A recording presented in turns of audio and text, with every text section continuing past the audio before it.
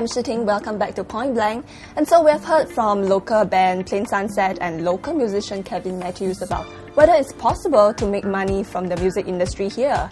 So now we are going behind the scenes to talk to the man who is producing music down in Richmond to, tell us more about this. The man who's producing music, yes.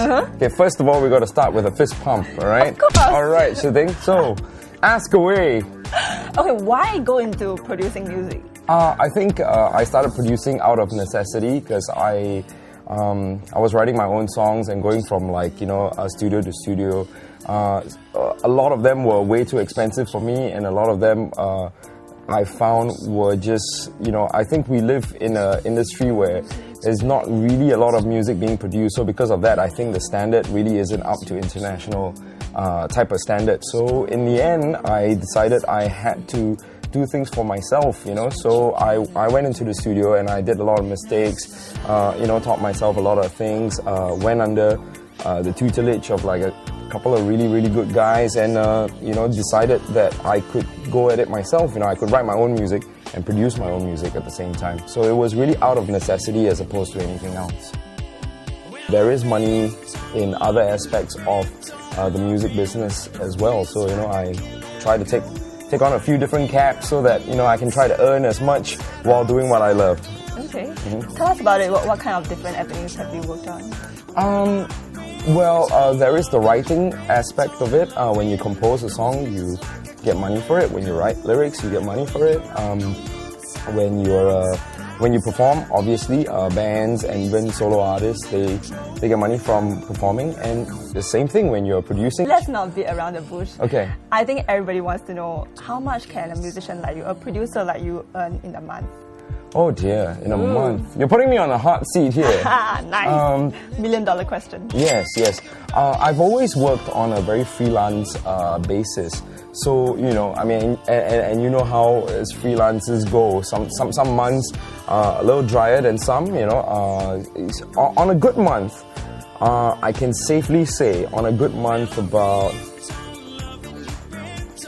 anything from 6 to 10 grand.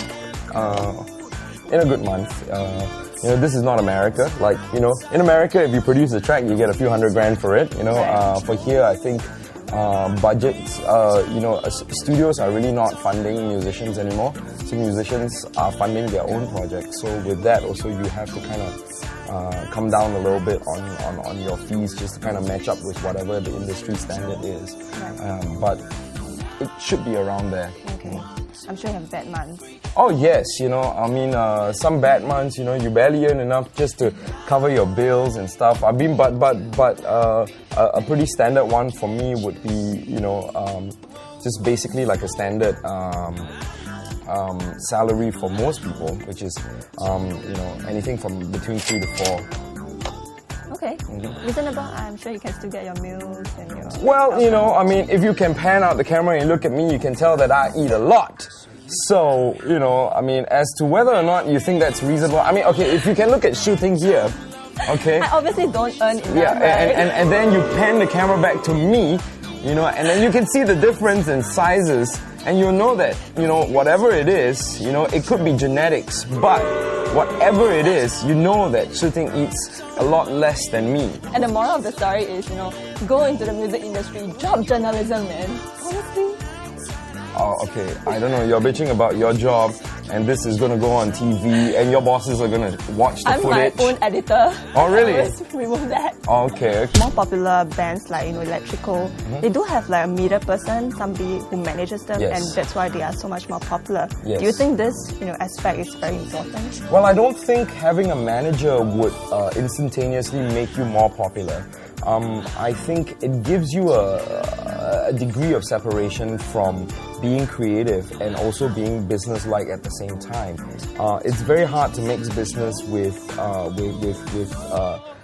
being creative at the same time. There's really a lot of conflict involved. So you need someone who's actually there just to kind of make sure the business side of it is taken care of. I've been in situations where there are days when I come into the studio and all I do is invoice people, and I hate to do that, and it's just when you try to live a life where you're kind of like trying to be creative and stuff, these are the days where you come in and you kind of go, it's a bad day, because all I've been doing was writing invoices and calling clients and saying, where my money at?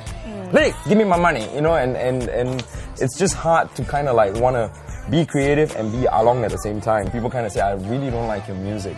I think it's easier for them to say it to a manager, and a manager to come to you and kind of go, you know what, they have problems with this and that, as opposed to they just kind of step out of the way and then they go, we really hate your music, and then the artist goes into the vocal booth and then they curl up and they cry. Because artists, they're all sensitive people. They all are. Emotional, right? They have to be, because if you're not in touch with their feelings, how can you create, That's just the fact of life. Okay.